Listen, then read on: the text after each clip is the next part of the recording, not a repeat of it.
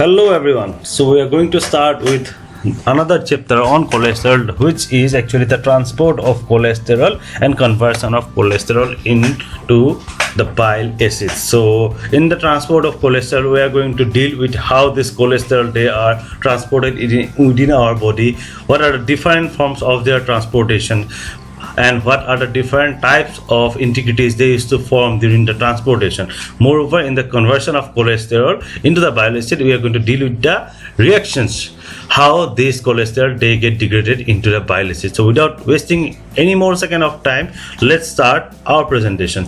So in the background you can see, first of all, the transport of cholesterol in the blood. So how that cholesterol they are transported in our blood. First of all, you should know one thing, that the cholesterol they are lipid in nature, so they are generally hydrophobic, means they are water hitting. Moreover, this cholesterol they generally form complex, means this cholesterol they conjugate, they add with a protein to generally form the lipoprotein. In the word lipoprotein you can find here the lipo, this part has come from the lipid, and protein, it is the protein itself, right? Now the protein part in the lipoprotein, it is actually the apolipoprotein, right?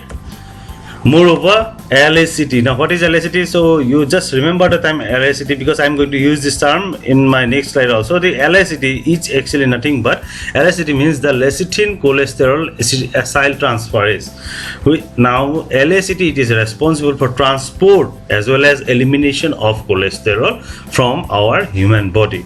Now if you see the classification of the lipoproteins, so basically these lipoproteins in the human body, they are classified in 6 different forms. The first form, it is nothing but it's the chylomicrons. So these chylomicrons, they are generally synthesized in the intestinal cells. Moreover, the second type, it is the very low density lipoprotein. Those are generally abbreviated as VLDL. The next part, it is the intermediate density lipoprotein. Those are the IDL. The next one, it is your low density lipoprotein. Those are the LDL. There we have the high density lipoprotein. These are the HDL. And finally we have the free fatty acids. So basically there are 6 different classifications which are made for the lipoproteins. Now you see the general characteristic of lipoproteins. So what is their structure, how the structure of the lipoprotein is composed of, what are the different parts of the lipoproteins, what is present in the periphery, what is present within the inner core of the lipoproteins, they are actually included in this particular slide. So basically you see the lipoproteins, they have a polar periphery, means polar means hydrophilic periphery. Periphery means the outer part. So this lipoproteins, the outer part of the lipoprotein, it is generally made up of proteins, means the apolipoproteins, phospholipid and cholesterol. So the outer part, you can say it's made up of the proteins, phospholipid and the cholesterol. What about the inner part? The inner part, it is generally hydrophobic in nature.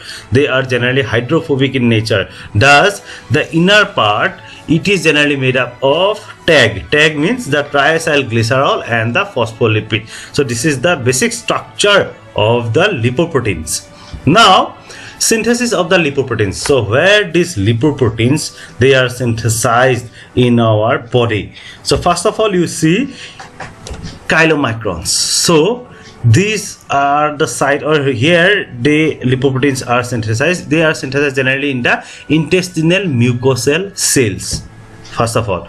Next you have the VLDL, means a very low density lipoprotein. So these are generally synthesized in the liver from the glycerol and fatty acid.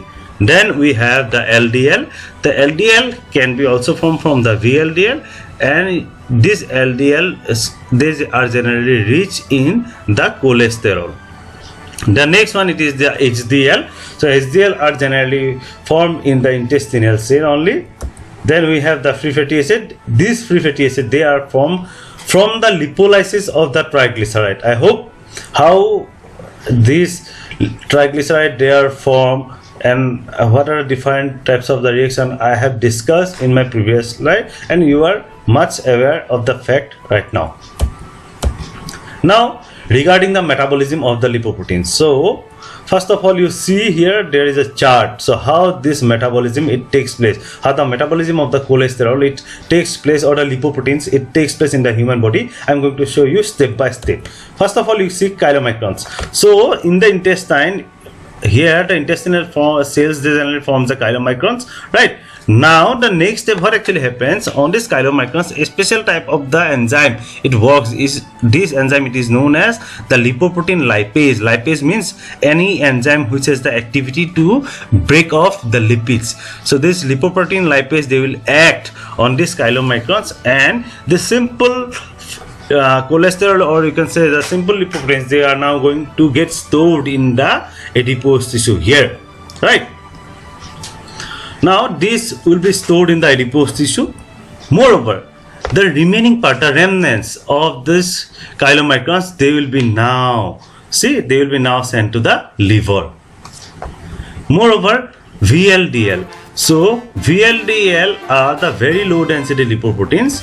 Now what actually happened, or what is the fate of VLDL? So you should know that this VLDL, they generally activates the lipoprotein lipase, right? It's an enzyme. You know that lipoprotein lipase is an enzyme. I have already discussed about this.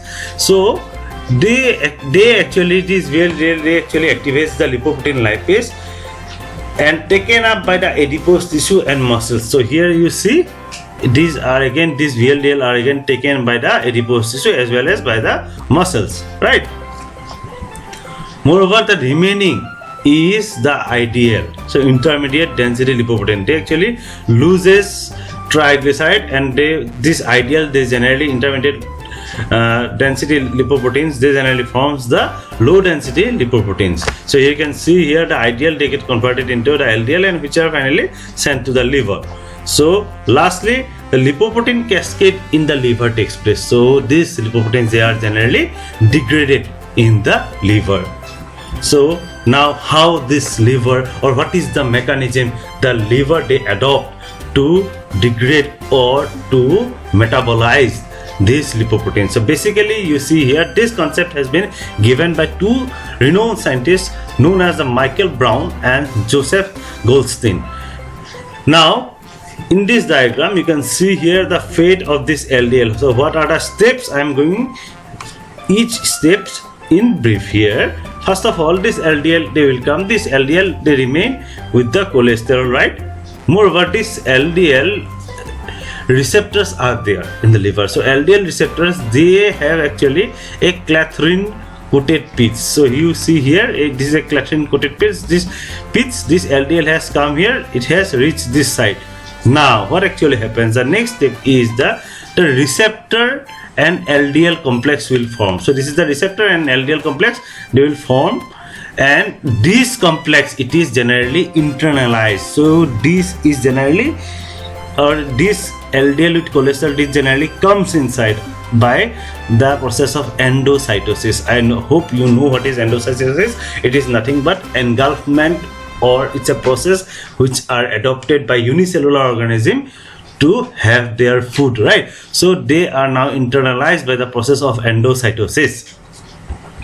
The next step is that this vesicle, whatever this vesicle form which are having the LDL with cholesterol, now these vesicles, they are going to fuse with the lysosome. So this lysosome, I hope you know this lysosome, they have a special type of enzymes. These enzymes are known as the lysozyme. Now this lysozyme will act on this LDL with cholesterol. So finally this lysosomal enzyme degrade to form the free cholesterol. Does the cholesterol it get free? This cholesterol it get free from the LDL, right?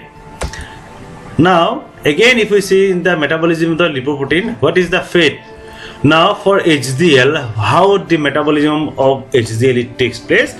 So basically you see the intestinal cell, I already told you, they form the HDL. So they release the nascent HDL which remain in a discoid form, right?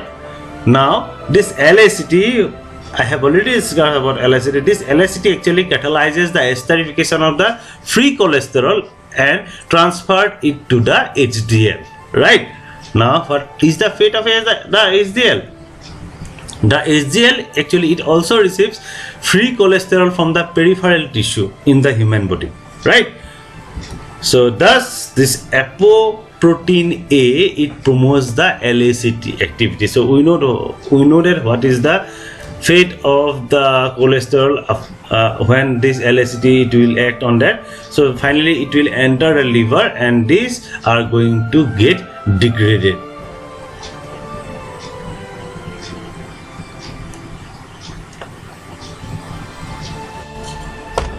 Okay, now if we see here, now you see here now the function of the lipoprotein. So what are the function of this lipoprotein?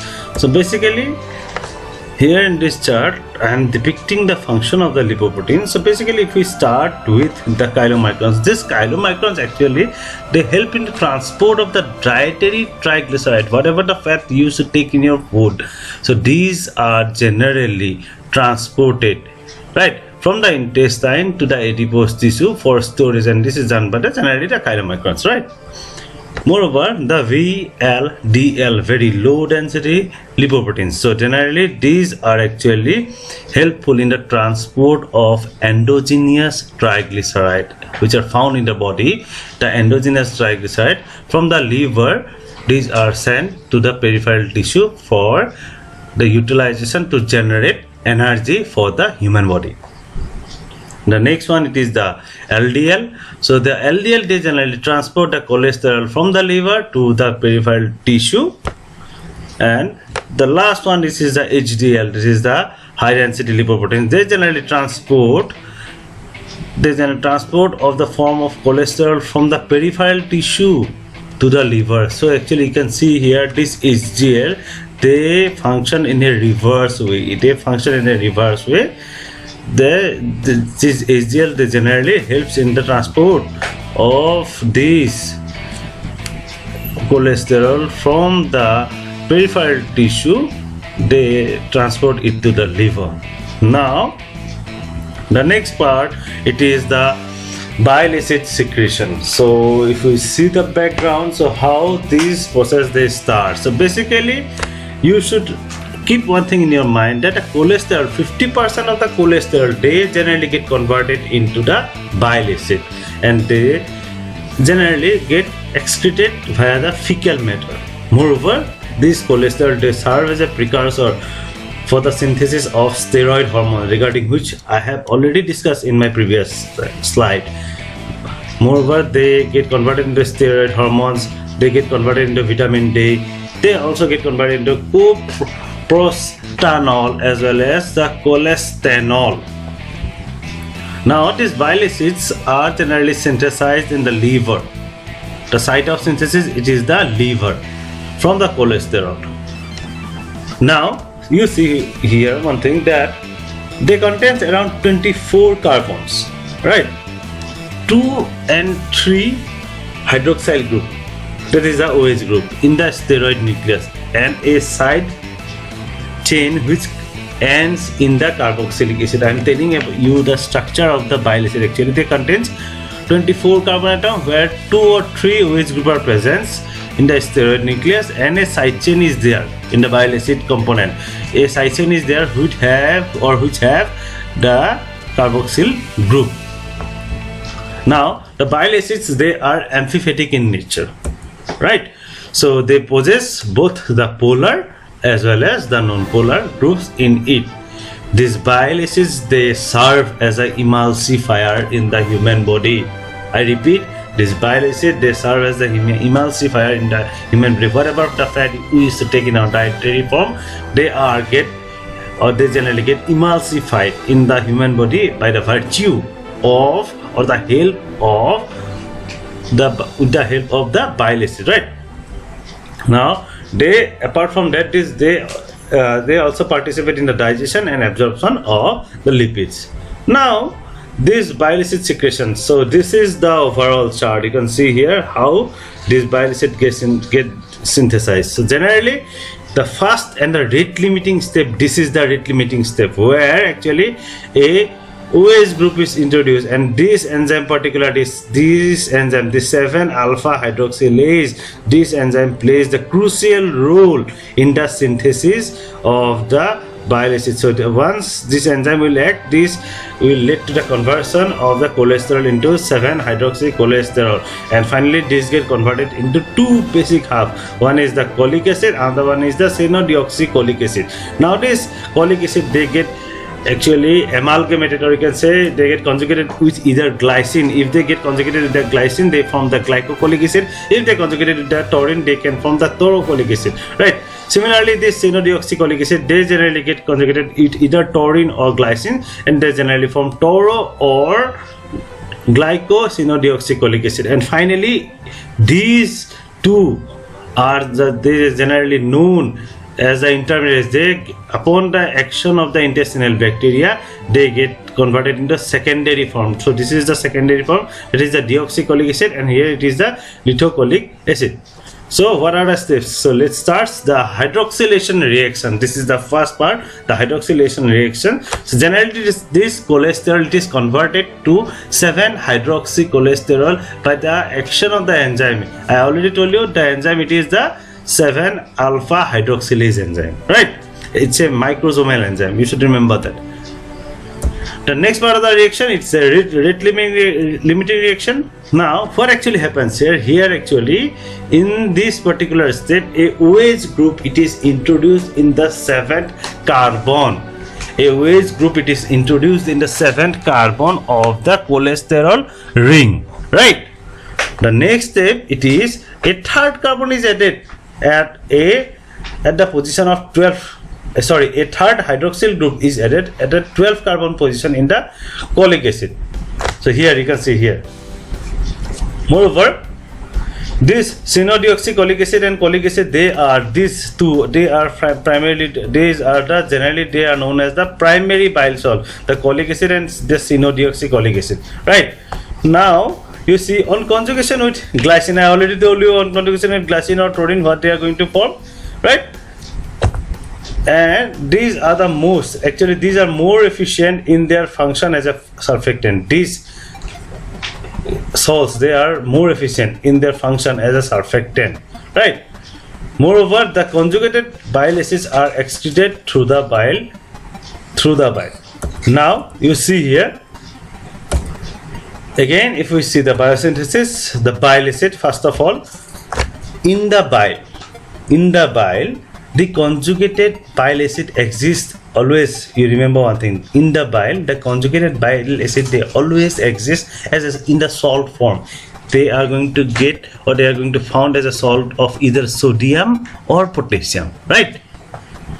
Moreover, the secondary bile acid. So what are the secondary bile acid? These are two, the deoxycholic acid and the lithocholic acid. These are the two secondary bile acids. So basically you see the primary bile acid acted by the intestinal bacteria. When the intestinal bacteria will act on this primary bile acid, these are the two primary bile acid, they are going to give you the secondary bile acid. So the deconjugated bile acids are partly converted to the secondary bile acid by removal of the OH group. I repeat, the deconjugated bile acids are partly converted to secondary bile acid. When they are going to get converted into secondary bile acid by removal of the OH group. So see, first of all, the OH group, it is introduced here by the enzyme 7 alpha hydroxylase, right? Now these OH group, now it is going to get removed. Removal of the OH group from the 7th carbon, right? The cholic acid, it is now going to get converted to deoxycholic acid, and cyanodeoxycholic acid is converted into lithocholic acid. So this is the final part, right? Now this deoxycholic acid and lithocholic acid, these two are the last part. The deoxycholic acid and the lithocholic acid, these are the secondary bile acid. So here I am going to give you the structure of the bile acid. So this is the structure of the cholic acid, this is the structure of the cyanodeoxycholic acid. See here, I already told you there is a presence of carboxylic acid at the end, right? See here, at the 7th position, the OH group has been introduced. Now these are the bile salts actually. This is the glycocolate salt and this is the taurocolate salt. These are the two salts, glycocolate and taurocolate, right? Now Regarding the enterohepatic circulation, so what do you think? The bile acid, they are synthesized, they are in the liver, they are utilized in the emulsification of fat. Now what is the fat? Afterwards they will leave the body or they get recirculated. Actually, we all know that our body, the human body, they have a system of homeostasis. So generally all the process they generally regain after performing their functions. So basically similar in this case also, here also the bile acid, they are going to recirculate, they are going to recirculate in the body. So this is the primary chart, how the recirculation it takes place. You see here step by step. So basically the conjugated bile salts, they synthesize in the liver, right? They are synthesized in the liver. They now, after the synthesis of the bile acid, they are now going to get accumulated, or they are going to stored in the gallbladder, right? Now this is the first step. The second step is that it is secreted in the small intestine. Now this gallbladder, they are going to feed the juices, whatever it has, which contains the bile acid, into the small intestine, right? So in the small intestine, they are going to act as a emulsifying agent, right?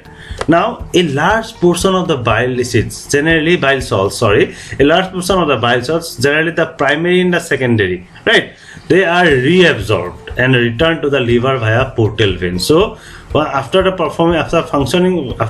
performance of these bile salts, they are going to get back into the liver. So you see here, what is the percentage? Means most of the bile acids or bile salts, most of the bile salts, they are going to recirculate, they are going to send back to the liver, right?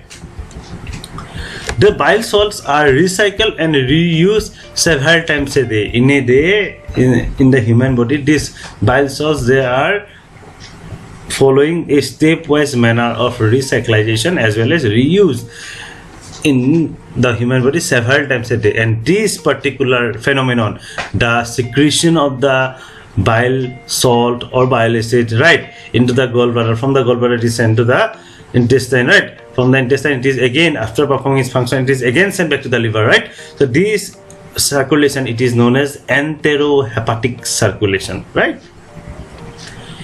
You should know that about 15 to 30 gram of bile salts are secreted into the intestine each and every day, and they are reabsorbed by the body. The fecal excretion of the bile salts, remaining 5% goes to the systemic circulation. So the fecal excretion of the bile salt is the only route for removal of cholesterol from the body. So you come to know that this cholesterol, they get converted into bile acids or bile salts, right? They are going to perform in the process of fatty acid digestion by the emulsification of fat, right? And they are generally recirculated back to the liver, but only the limited portion of the bile, they get excreted from the human body by the process of defecation, right? Now here I am going to show you some chart to revise the term. So primary bile acids and salts. So generally we have the bile acids here, the cholic acid, right? It get converted into salts like glycocholic and taurocholic, right? And the cyanodeoxycholic acid, it get converted into glycosanodeoxycholate or taurosinodeoxycholic, right? Now you should know one thing, that these bile salts, they are generally the conjugated bile acids, they are generally linked with a amide link. They are generally linked with a amide linkage with the glycine. These bile salts, they are generally linked with a amide linkage with the glycine or taurine, and the ratio of the glycine to taurine forms in the bile acid is always 3:1. You remember that thing, the ratio of conjugation of the glycine to taurine in the bile, it is always 3:1. So here you can see the recycling of the bile acid. So the bile salts, they are synthesized in the liver, right? They are stored in the gallbladder, secreted into the small intestine, reabsorbed in the ileum and returned to the liver. And during this process, 95% of these bile salts, they are reabsorbed. Only 5% they get excreted out from the body. Now you can see here, as I already told you, that hydroxylation, or yes, the hydroxylation process of the bile salts takes place. So the primary bile acids, basically the cholic acid and the cyanodeoxycholic acid, they have hydroxyl group at the C3, C7 and C12. This cyanodeoxycholic, they don't have the hydroxyl group at the 12 position, C12 position, but they have the OH group at the C7 and C3. Similarly, the secondary bile acid, here you will find in the deoxycholic acid, you will find OH group or hydroxyl group in the C3 position as well as in the C12 position. And in the lithocholic acid, this is the secondary type of the bile acid, they have the hydroxyl group only at the C3 position. Now, regarding the pathological condition, this is known as the cholelithiasis. So you should know that the bile salts and the phospholipids, they are responsible for taking up the cholesterol in the bile in a soluble state. We know that, right? Now, due to the bile salts and phospholipid deficiency, particularly the bile salts, right? The cholesterol crystals, they sometimes form in the gallbladder and often resulting in a formation of a clinical or pathological condition. This condition, it is known as cholelithiasis, cholesterol gallstone disease. So we, in simple term, in our general term, we used to say it as a gallbladder or formation of a gallbladder stone, right? The gallbladder stone is nothing but it's the cholelithiasis, cholesterol gallstone disease, right? Now, this cholelithiasis may be due to the defective absorption of bile salts from the intestine. This is one of the reasons. Due to the defective absorption of bile salts from the intestine, the cholelithiasis may be arise, or this condition may arise. Moreover, other contributing factors are impairment of the liver function. This formation of the gallstones may take place, and sometimes the obstruction in the biliary tract. The obstruction may be generally due to the physiological processes, and this obstruction in the biliary tract may sometimes lead to the formation of the cholelithiasis. Now, the deficiency of the bile salts, actually, about which I have already told you, the deficiency of the bile salts actually leads to the precipitation of the cholesterol into the crystal. Right now, this cholesterol, they are going to precipitate as a crystal in the gallbladder and resulting in the gallstone or cholelithiasis. Now, what it will causes, what this cholelithiasis will causes in the human body? So basically, impairment of the liver, right? The conditions for the cholelithiasis, it is the number one, it is the impairment of the liver. Next is the obstruction of the biliary tract, I already told you. And third one, it is the defect in the enterohepatic circulation of the bile salts. So these three conditions, these are the causes for the cholelithiasis. First of all, the impairment of the liver. Next one is the obstruction of the biliary tract, and third one is the defect in the enterohepatic circulation of the bile salts. So I'm coming to an end. So thank you everyone for your patience hearing. If you like the video, press the like icon. You can share this video with your classmates and colleagues, and for the further notification from this channel, you can press the bell icon. Thank you everyone.